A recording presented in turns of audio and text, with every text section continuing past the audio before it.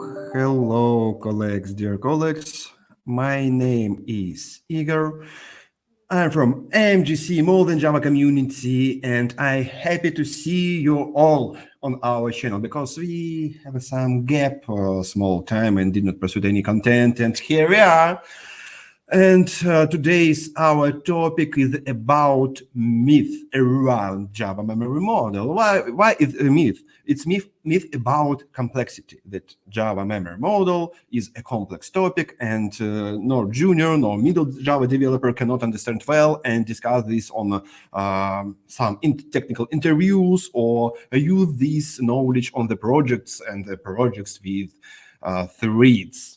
So we hope that we are prepared a simple way to understand Java memory model. We will be happy to answer your questions and help to cover this topic today. Helping me, Evgeny Kaplerchuk. Evgeny, come in our studio. Come on. Hi everyone. Hi, Evgeny. how are you? How are you doing? So I'm good. I'm doing well. What about you? Oh, great, great. The same for me. Where you are now? So I'm in Itoki, Antalya. You can see outside the window. This is with some palm, with some sunny weather. Yes, this is a great country and a great opportunity to stay here. Yeah. Yeah, colleagues who watching us, is somebody from you from Turkey? Write in comment that you are Turkey with us. As for me, I'm in Montenegro, and I want to ask my Montenegrin colleagues who watching us. Press like and comment that you are with us. Okay, let's return to our topic about Java memory model. Evgeny, Yep. what are you going to share with us today? Please, couple of words. So, the JVM, this is some tricky topic. We have some maybe significant, also not only significant, also some, hilarious questions. And I want to cover all these questions. I want to put all information about the JVM in one video. It will be not so deep understands some video about deep dive in the JVM, but it will be all information just in one video. I think it will help you. Yeah, that's all. Yeah, great. So perhaps we can start. Evgeny, please share your screen, and colleagues who are watching us, guys, girls, please write questions or comments to support us in the chat. We will try in the end to answer. Okay? Yes. Okay, yes. So let's go. Okay, hi everyone. So my name is Evgeny. I am software engineer at the pump system, and I have some small question in the start of our discussion. Who compiled own code for 3 or 4 platforms at the same time? Please think about this question and try to ask on this. Sorry, I didn't have a chance to see maybe your pluses in the chat. Maybe you will help me. But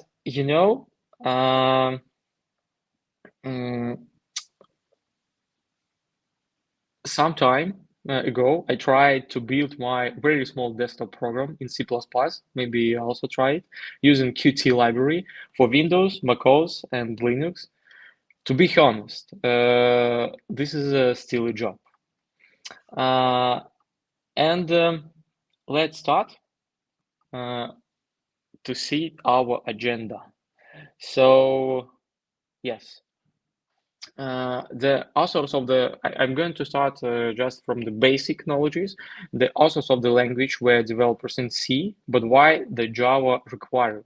When we create an application in C, the result of such an application is an executable file that is hardwired to machine code, hardwired to the operating system. Yeah. Of course, we can take the source code of the application and transfer it to another system.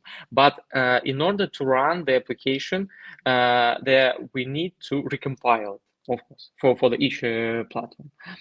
This was disadvantages. It was necessary to find a solution that would not allow recompiling the code for each system, and now Java appeared. Yeah, the fact is that when we are dealing with a server on the internet and a client on the internet, the server does not need to think about which operation system the client is running and running on, and the client does not need to know which operation system the server is running on, of course. Somehow, the application should not depend on the client operation system. It should be cross-platform. How is these very cross-platforms achieved? It is all of fault of the JVM. This is some kind of application that runs under the operation system. So let me check. Yes, that application that runs under the operation system. The main task of JVM developers is to ensure that the internal part of the JVM is independent of the external part. Yeah, and for this internal part of JVM, a standard is being created. Let me. Yes. This is a Java standard for us, like developers. We need to understand. So when we install Java, we install the JDK. In the folder structure of the JDK package, we will find the gread directory in which such a file is located. RT jar, yeah, I think you know this is a runtime jar. This is a file supplies the standard library for our virtual machine. It is this file is the basis of the entire virtual machine. So I propose to recall a little the architecture of our personal computer, like laptops or maybe more understandable for us. This is a personal computer with a big one box, yeah. And remember how application are loaded and executed. This is the next slide. So of course we have some input devices. This is a keyboard, mouse, other input devices, and output, of course, monitor, speakers, printer, other devices. But we have some special block when we run our application. This is games, for example, our Microsoft Word and something else. Yeah. Inside these we have some motherboard with a central processing unit. We call this CPU. CPU also have some special memory unit and something else. And of course, we need not only run our application, we need to store our application. Yes, we are using for this HDD, maybe some CD also, and of course, most important part, this is RAM. Yes, let's go to the another one step. This is a program loading. How, for example, when we click in some our application, what happened when we click in the some application? Yeah. Okay. So let me open this one. Yes.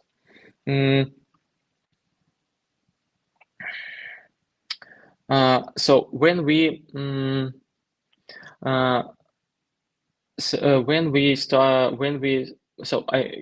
want to also describe a few moments. So when we install SDK, yes, we take the application JVM to us. When we install the SDK, we put this package on the hard disk. Yeah, and our virtual machine is also here.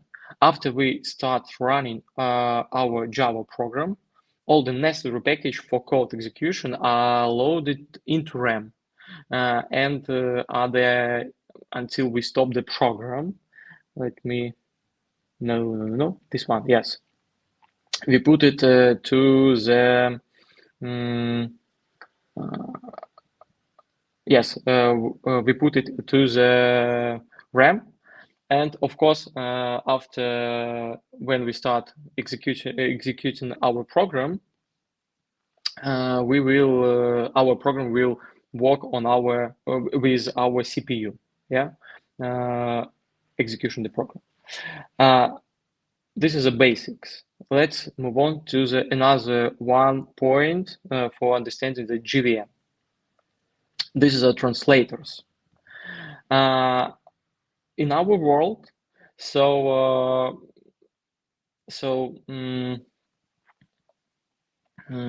few seconds, let me open my, yes. We all know that such concepts are compiled and interpreted languages. Yeah. So there are two types of the translators. Both of them translate the code into the binary code. Only they do not do it differently. Java developers decided to combine both of these approaches. Yeah, let's see the first approach, interpreter. We have our source code. We take our source code, read the source code line by line, and try to interpret this line to our operation system, to our CPU, convert it to the machine code and try to run it. Yeah, but compiler, when we have this, what is it? Translator. We have a source code. We compile our source code to binary code and push this code to our operation system. And try to execute this program.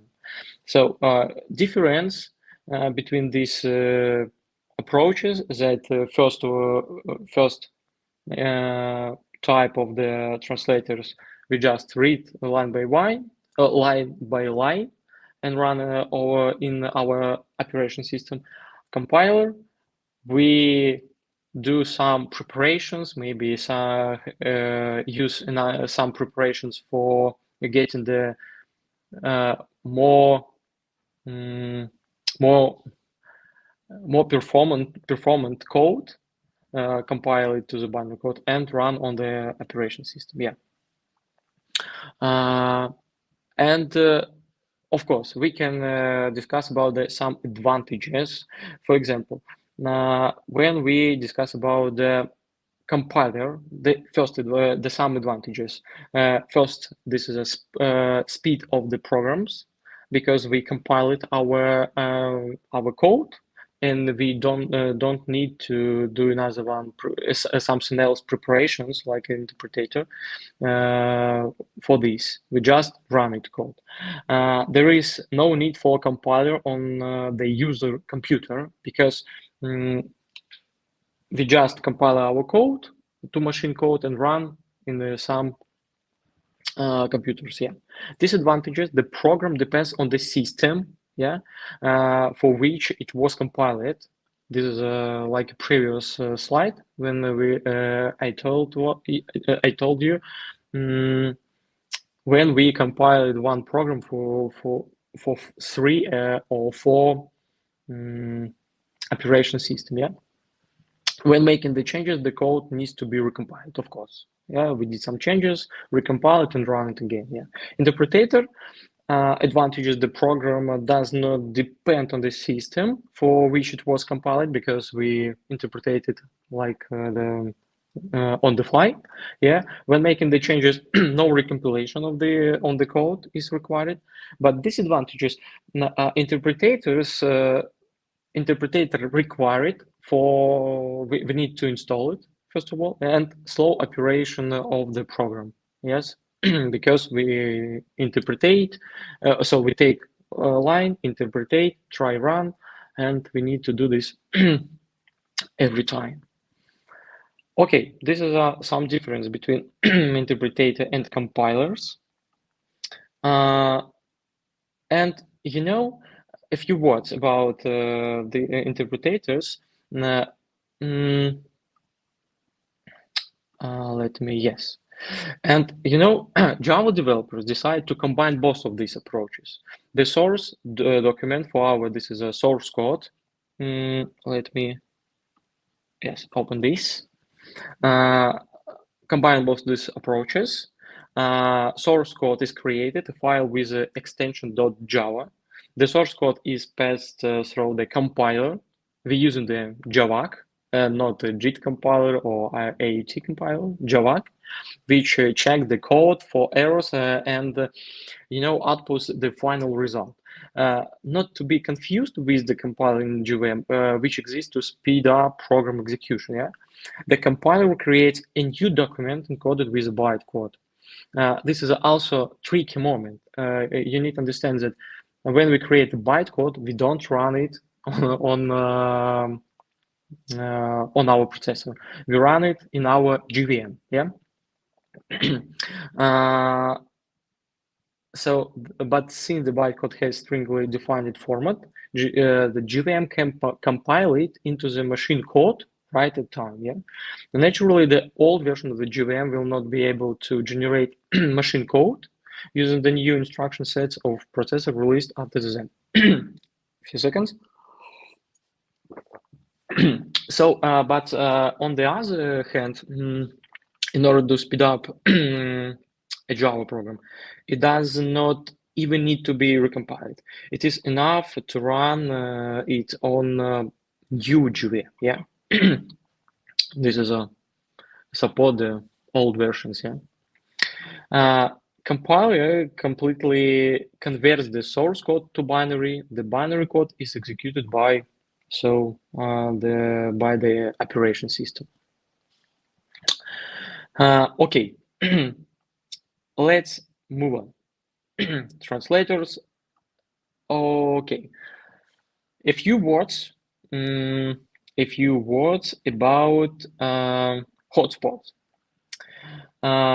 The name of hotspot comes from the approach used in JVM to compile bytecode. We will talk about it a little bit later. Usually, only small parts of the code are executed quite often in an application, the performance of the application mainly depends on the speed of execution of these parts. These parts of the code are called hotspots, and they are compiled by the JIT compiler. Okay, I think just a few words we will talk about a little later. Yeah, okay. This was a hotspot. Okay, let's remember. Run code. We have our source code compiled by Java compilator to the bytecode class. And what next? Yes, after our creating our bytecode, we need run it on our JVM. Yes, JVM will install it on the laptops, computer, so personal computer, some devices. Yeah, and a small description. If you remember, maybe someone remember, the Java become really popular language when in first years of the 2000s, because in the market you can see in this time many devices become sell, and of course people need to write some program for these devices for so many different systems, and of course Java become so popular on these times, of course. Okay, let's move on. And when we talk about JVM, how we will interpret, how we will run our bytecode in the JVM, of course, first of all, we need to understand the Java memory model. Yes, I think this is a really popular question in the interview, really popular question in some discussions. Yeah, something changes from from old information in the internet. Let's talk about this. Yeah. So the heap, of course, our memory model, so split it on a few places. This is a heap, metaspace, code cache, and of course the stack. Yeah. Let's talk a little bit about all of this. The heap contains all the objects created in your Java application, regardless of which thread created the object. This includes versions of the objects of primitive types, for example, byte, integer, long, and this is a wrappers. Yeah, it does not matter where the object was created and assign it to a local variable or created as a member variable of another object. The object is still stored in the heap. Yeah. So metaspace, this is a class metadata, and static variables are stored in this memory. This space is also shared by everyone. Since metaspace, so if you remember the previous name of this part, this is a permanent generation. Yeah, from Java 8, this is it was renamed to metaspace. The upper limit of the amount of the memory used for the metaspace can be configured using the metaspace size flag. I think you know it, and I think you know also why permanent generation was removed from the Java. If you remember, permanent generation have a static size. Metaspace so replaced it because metaspace can so scale it. Yeah, and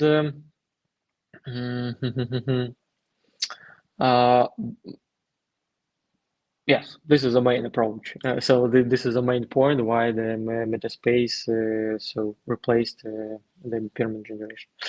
The also most important interesting thing in Java memory model. This is a stack. I show on this picture each thread running in the Java virtual machine has its own thread stack. The thread stack contains information about which methods the thread called to reach the current execution point. This is a frame also. I think popular moment in discussions and the interview. Also, the track stack contains all local variables for each executed method. So all methods also in the call stack, of course. Thread can only access its own thread stack. Local variables created by a thread are invisible to all other threads, except the thread that created it. Even if two threads executed the same code, the two threads will still create local variables of that code in their own thread stack. So the sum variables from one thread, you can't get the access to local variables to another thread stack, in another thread stack. Yeah, just each thread has its own version of each local variable. Yeah. All local variables of primitive type, of course, Boolean, byte, short, char, and something else are completely stored in the thread stack and therefore are not visible to other threads. Also some tricky moment. One thread can pass a copy of the priority variable to another thread, but cannot share the primitive local variables itself. Yeah. And last one. So I spent much time on this. I'm going to perform my speech. So code cache. Yeah. Now code cache. A JIT compiler compiles frequently executed code, converts it into the native machine code, and caches it for fast execution. It is also part of the native memory. Yeah, it's stored in the cache, code cache. Okay, JVM systems and works. First of all, when we so let's see on this picture, our main port. So some gateway on the inside the JVM. This is a bytecode when we compile the bytecode. Next step, this is a class loading engine and bytecode verification. Let's check. So class loading. So what is it? So colleagues, let me finish my speech in this slide, but I'm going to discuss about some modern features in this. Yeah, so small words. Bootstrap. So it's a basic loader, also called premodular class loader, maybe execution class loader. So no execution, extension class loader. We load our classes from JVM lib extension, yeah, stored here, and the system class loader. I think the better name is application class loader. Load application classes defined in a class path environment variable. But colleagues, from who know what happened from JDK 9 in this hierarchy? Maybe you know. JDK 9 maintains the hierarchy of class loaders that existed since the very old releases, but the following changes have been made to implement the module system. The application class loader or system class loader is no longer an instance of URL class loader. You know, when we can try to get class loader, this is a class loader also will so it was the instance of URL class loader, but rather of an internal class for now. It is a default loader for classes in modules that are neither Java SE, no JDK modules. Yeah. The extension and the main point, so one of the tricky moments, the extension class loader has been renamed. It's now the platform class loader. And difference, if you remember, each so you know when we want to run so to upload some class, we need to take some system class loader, check we have the class, and now go to the extension, go to the bootstrap, and doing like a circle. But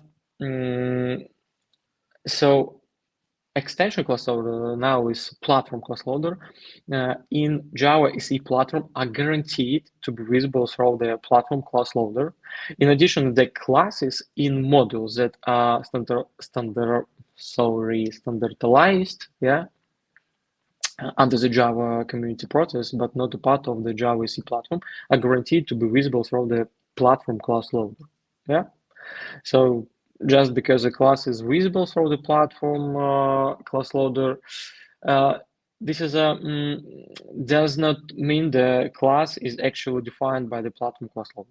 Yeah, this is just a few words. Yeah, let's move on.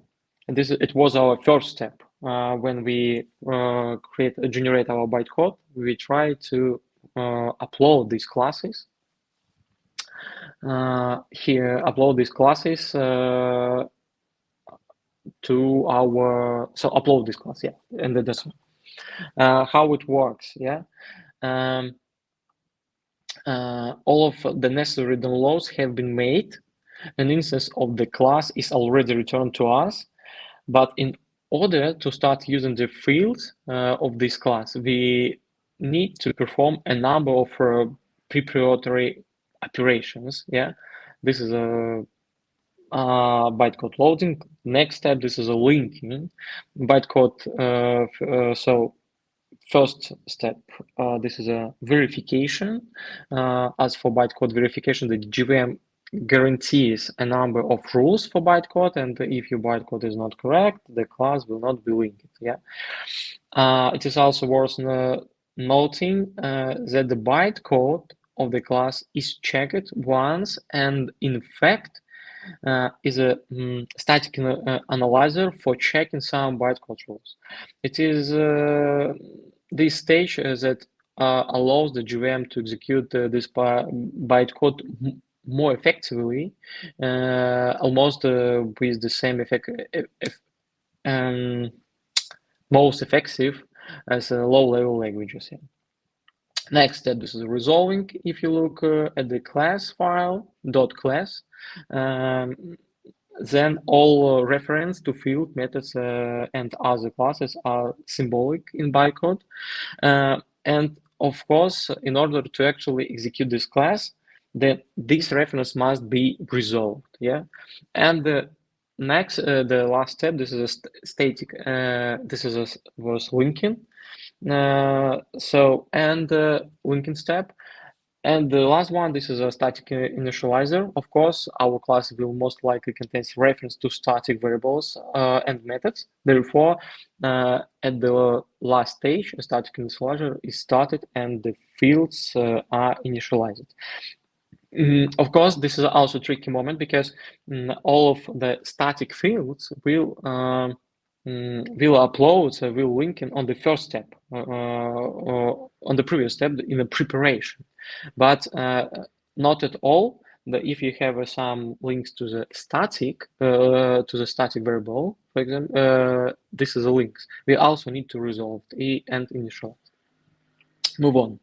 The next step, when we run our bytecode, upload our classes, we need to compile it. Yes, we have two options, AUT and JIT compiler. Let's talk.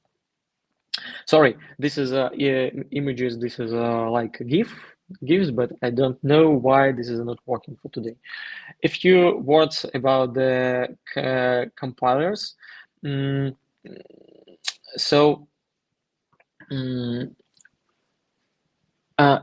little earlier we talk about what is so interesting about the JVM. Therefore, now we'll analyze this is more detailed because the JVM can execute so two options: interpret and translate into machine code and execute directly on the processor itself. Yeah, when we execute the machine code. We said the interpretation is reading code line by line, converting to binary code and executing it. But it's slow enough. Yeah, I think you understand it. Therefore, there are some divisions in the compile board. In fact, the difference is that simple compilers work fast, but they do not generate very optimal code. Yeah, and there are more complex compilers that perform some optimizing transformations. Yes, before generating Java bytecode. As a result, they spend more time compiling, of course, but they generate more optimal code. Yeah. And compilers are also divided by two compilers time. Java methods is compiled. Yeah. And of course, we have two options: JIT compiler and AUT compiler. JIT compiler, dynamic compilers, have some characteristics by the fact they work on so-called hot code. Yeah, in order to determine it, the JVM has all the necessary tools: a profiler, monitoring, and depending on how often the method is called, to decide whether to compile it or no. Yeah. Anyway, dynamic compilers work together with the work of your program, which of course affected the work of your program. Yes, but another way, this is using the AUT. Since the most Java programs, the code is already predefined. Then why not compile the program in advance? That's why static compilers help. Yeah. On the slide, we can see that how which options we have. Yeah. Let's move on. About So we did some compilation with a JIT compiler or AUT. We need to work with meta information. Why we need meta information? We have so if we add some hilarious moment, if we add some meta brand and space, we will get the meta space. This is some joke. Modern JVM should support reflection. Yeah, in part, if we talk about the static compiler, then this information should also be stored somewhere, of course. Yeah, and our JVM should provide us with access to the fields and methods of the class by name. Why is reflection important? So why the reflection is important for us? Yeah, I think first of all, this is annotations come to my mind when we put an annotation on the field or method, the doc and something else, for example, table or entity, and service also most popular annotation. Declare your intentions, and in the process of execution, the framework does all the mechanical work for us, generate code. Yes, we and framework will have some access to work with how it will generate for the framework need to have the access to all of these fields, to our classes for generating for us, of course, for example, B, yeah, or doing something. Also, to work with operation system, with some system libraries in the JVM, use Java native interface, JNI, yeah. Okay, this is why we need to use the JVM, yeah.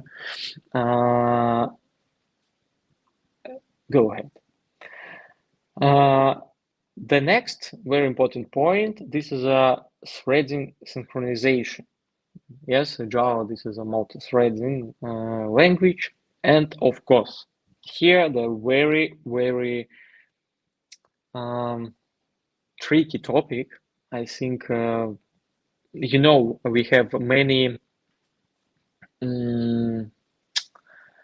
discussions about this. This is a volatile. So in this topic, not only about the volatile, but in this case, the most popular question for discussion, this is how works the volatile and where we store it volatile variable. Just a few words. I'm going to finish this slide, and you can start discussion. First of all, in the internet, you can see this picture on the top right corner, how so our program works in the CPU. Of course, when we run our code, this run not only run in a run on the CPU, of course, but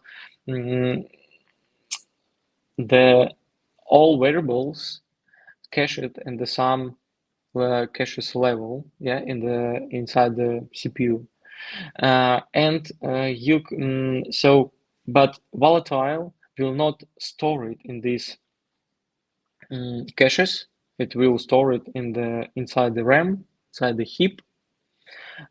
So why it works for us? Because we know how works the computer, and we understand this is a process.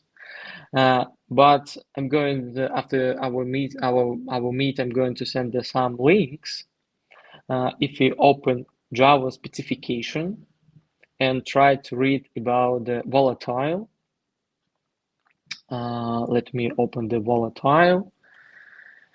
Oh, whoa.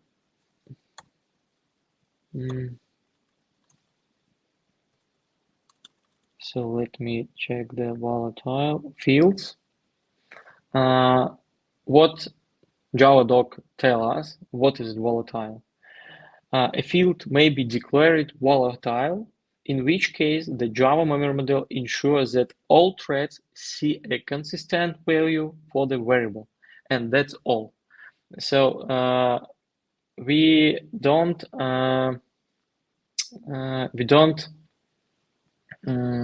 so this picture, where's my presentation? Oh. So this picture in the top right corner, this is a works, of course. We understand how how computer works, but we can't tell that this is a wrote in a Java doc. Yeah, this is a tricky moment. Keep your mind. Yeah, this is attention. And I'm going to provide here some code which describe how volatile works. Let me introduce it. For example, we have two threads, yeah, which threads will work with one variable. This is a count. When we take on one thread count, we can read it. Okay, we read it, and another one thread also start read this variable. Yeah. This variable copied from the global memory into the processor register memory. Yeah, in the first step. Second step, inside the processor, the register variable is incremented by 1. It will be register. And the third step, the value of the variable will be copied from the processor to the global memory. Now, and when we take another one thread, Java, I'm going to read it again, ensure that all threads will see a consistent value for the variable. So we can share, this is like some share variable, yeah? Where this is a, so I never use the volatile in my production code.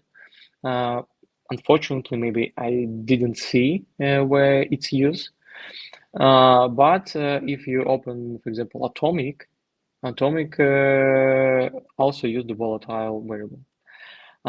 If we need to share some information in your application, we can use the thread local, volatile, of course, synchronized method, because we can lock our method for yes, for using for update something, yeah. Now we can lock it, and another one thread will wait when this method will unlock, yeah, and of course Atomic. So let's move on. Well, also the one most important topic in the JVM. Okay, we have not so much time. This is a garbage collection, garbage collectors, the memory management, how we so free our space inside the JVM. Yeah. So we'll start with the fact that in order to work with the objects, we need memory. Yeah. Therefore, speaking about the JVM, objects allocation should be fast. First of all, JVM requests operation system memory not for one object, but for many at once. So we need to do some. So, for example, we run our application. We have, I don't know, for example, our variables or classes for the sum space, but JVM will be requested the space for more than our object we have in our application, yeah, and allocation by the method of border promotion. This is also important moment. The next important point in this structure of the allocated object. Also, we need to understand the structure. There is not much about this in the Java specification, it would say the almost nothing, yeah. But nevertheless, it actually requires on the slide, yeah. This is a point of the class, monitor log, hash code flags for GC. Also, the fields can be preordered for reason of saving size, alignment features of the target architecture. And before we go to any further, let's all define what is it garbage collector. Yes, garbage collector. This is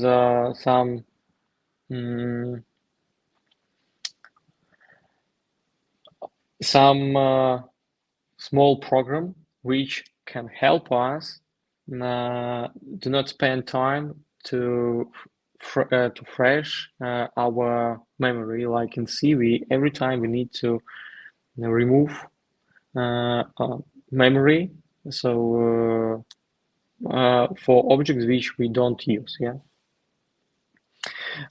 and define those objects that are needed for the program to work will not be garbage. Yeah, this is a main main sentence.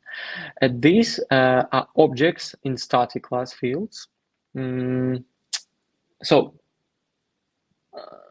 yes, for example, we have some picture.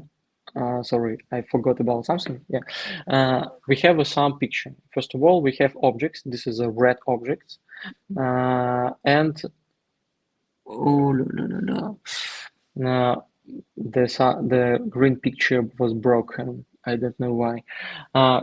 This is a root. So this is some objects, gray objects. For example, one object have link to another one object, another one object has link to another one object, and that's all. And how garbage collector understand which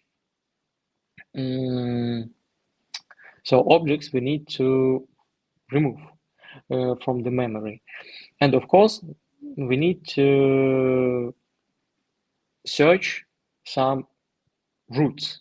What is it, roots? On the right side of this slide, you see the green green objects.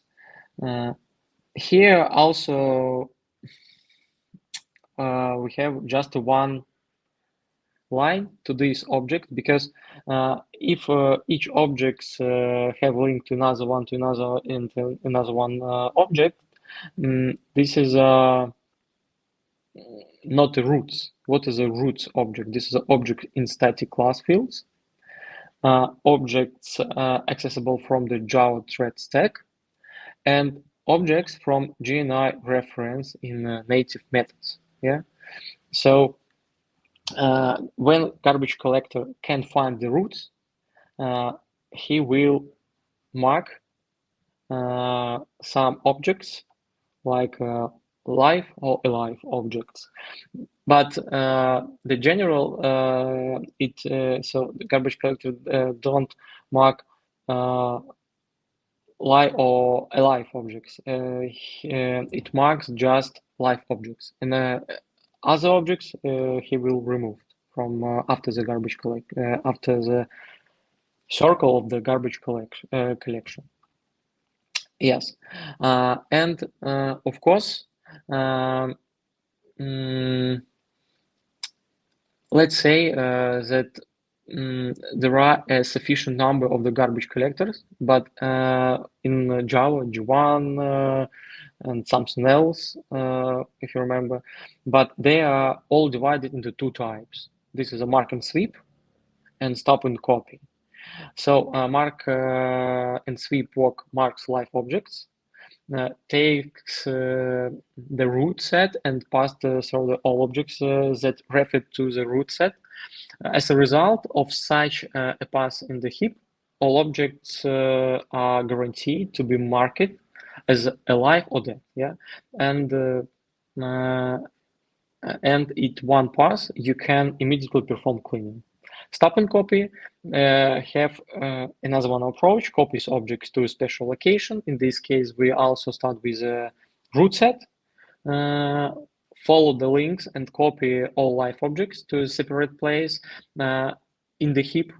In the end, the previous location of the memory object can also be safely deleted, since only that objects remain there. Yeah, of course, since the program is running, this is a set of object changes. And JVM must stop and commit garbage collection. Sometimes it is noticeable.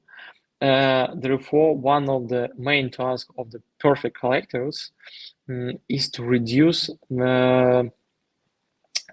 the one STV mark. This is a stop the word pause.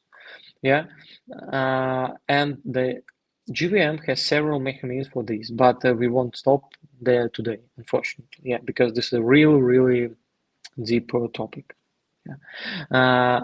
If you see on this picture, we have in the heap we have also special space memory. This is a old generation and young generation. Young generation split into hidden survival and survival space second. Yeah, and let's check how it works on example the serial garbage collector. So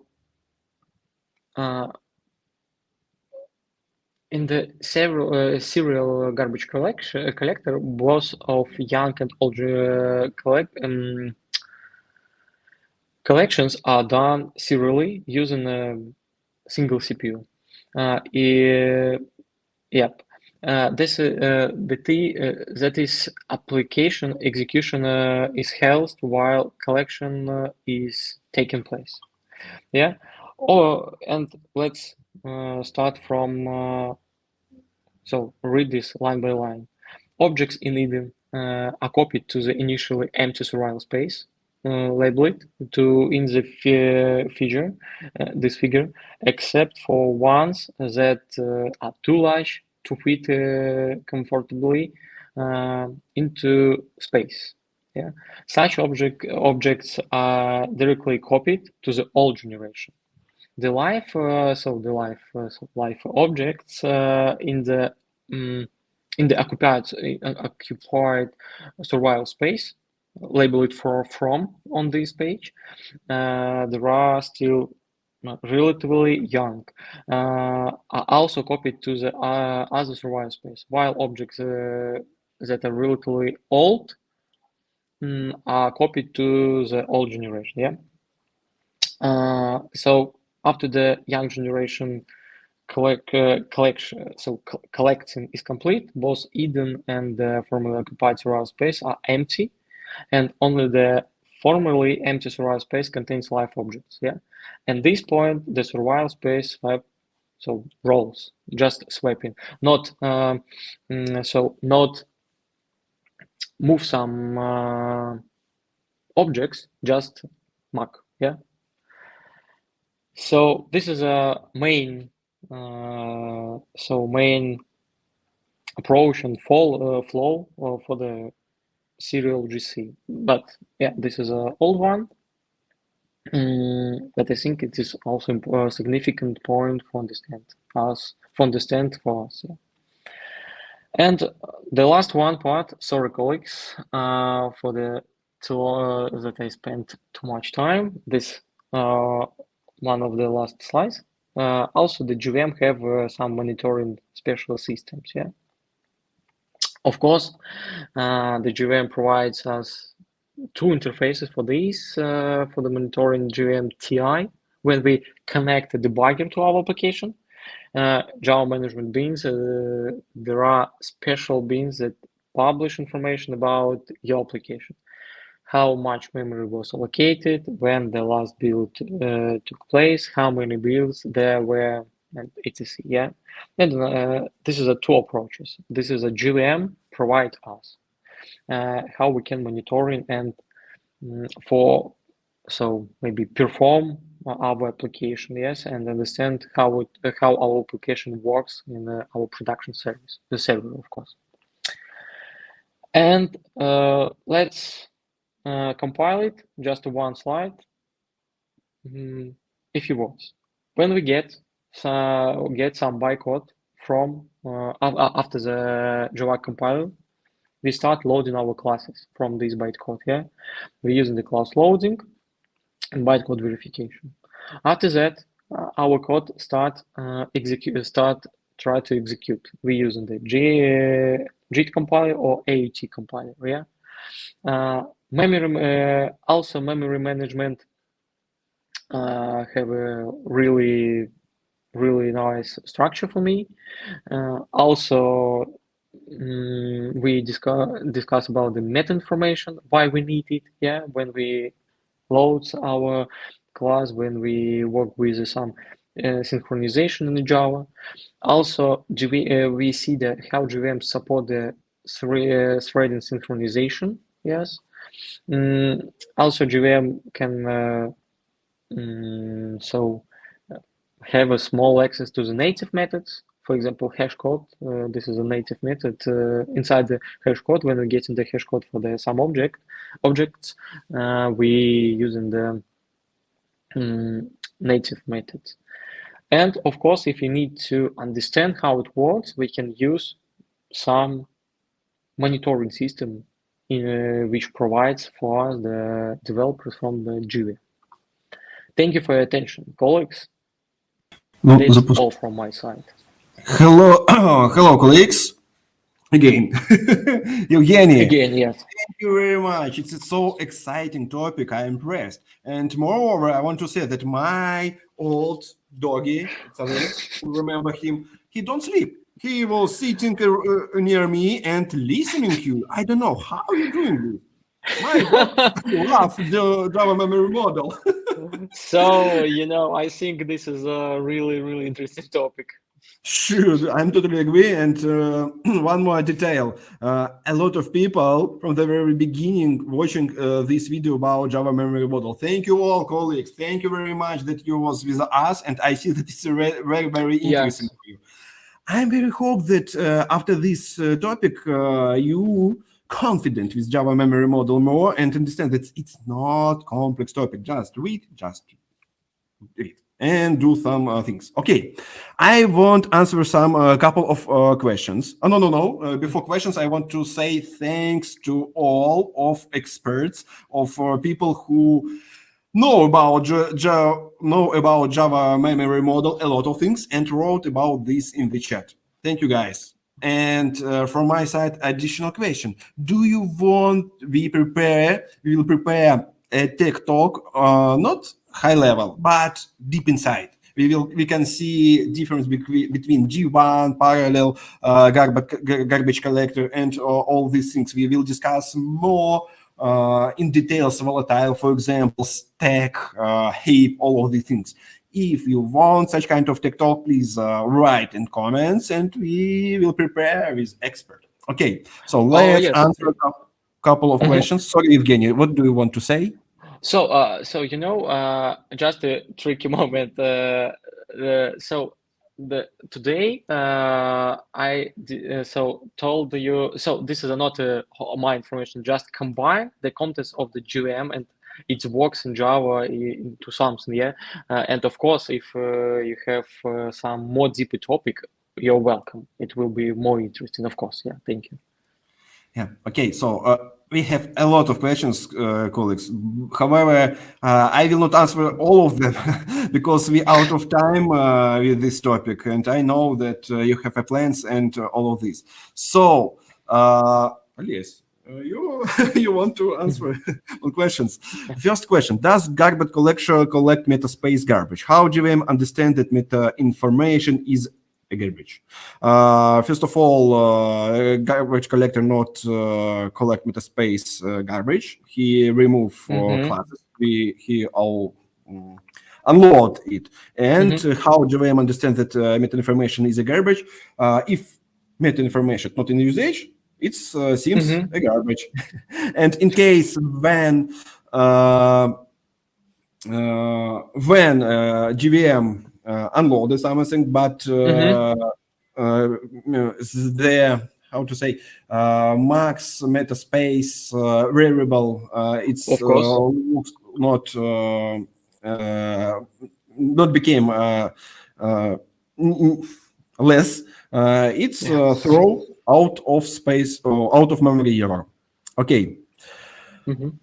Next question. How often you had necessity to perform some JVM tuning? Evgeny, Oh, how often you had it? so so I have maybe just one experience for this. When I used the old version of Java, I don't remember since which version the G1 collector to be by default collector, and of course I have just one moment, just one moment in my career when we try to understand how our application will work with other garbage collectors. Yeah, we did some tuning and switch between G1, serial GC, and that's all, just for the understanding how it will work for us better. But also, you have some if you have some problems with your Java memory leaks, yeah, you don't understand what happened and why your application eat much memory. Of course, you also use some monitoring system, and I also worked with this maybe twice in my life. First experience, it was just for the pet project. Another one, it was for some investigation in a real project. Evgeny, we have next question in this Yeah. topic. However, I will add some detail, not details, but from my experience, I already 8+ years working with, and is not often when we facing. You can face few time that during the year or during the project, couple of years, that you need to perform some JVM tuning. However, you should know how to do this, yeah, to be fast and confident with things you are doing. So yes, if for the understanding, for example, you can use some JVM, and you can open the structure. You can see how many objects were allocated in your project on your application. See where you stored many, so where you generate many objects also, and because JVM tool will display you some special class with some leaks, for example, yeah, and you can go to refactoring your code, yeah, like this. And you partially answered on next question that I did not highlight it. So the question is, what can you say about the following JDK components? JStat, Visual VM, Oracle JMap, and other utilities, any practical usage. So Evgeny highlighted Visual VM, yes, because it's have a user interface, it's working out of the box. JStat, Yes. I don't know, did you use JStat, but I've used it, it's weak. And it's better to use something more powerful tools. Dynatrace, for example, yeah, JStat, memory, I'm not JStat, JProfile. And sometimes you need to take snapshot in the memory, and here you can find help in Eclipse GMAT. GMAT. Yeah, you will see all items in your memory, but this operation can take time because snapshots rather big. It's gigabytes. Okay, you can create the dump of your memory using the GMAT dump. Yeah, and here you will see what where your leaks exist. And one of suggestion from our colleagues From Xenia, play to rigs to improve performance, change at least the garbage collector, play with JVM. Totally agree. Thank you, Xenia, for this suggestion for our colleagues. Thank you, Ksenia, for this. Yeah. Good then. So we are out of time. Thank you all who watching us. Please don't forget thumb up, and share this video in your social media, because for somebody it will be very, very helpful and useful. And from us, big thank you. And for me, hug from the Montenegro. Oh yeah. So, colleagues, I think, I hope that this information will help you, because, when you see information about the JVM, first of all, the best place for understanding, you need to go to the Java documentation. Of course, this is this is a really big one, but please use this. Don't use some links. Try to understand in the documentation. And I understood that getting this information, you need to spend really much time. I hope that this information can combine for this some knowledge about the JVM, and you can keep this structure, how it works in your mind. Of course, Thank you for your attention. Of course, Okay, thank you all, and see you on next videos and streams. Don't forget to subscribe. Okay. Thank you. Bye all. Thank you.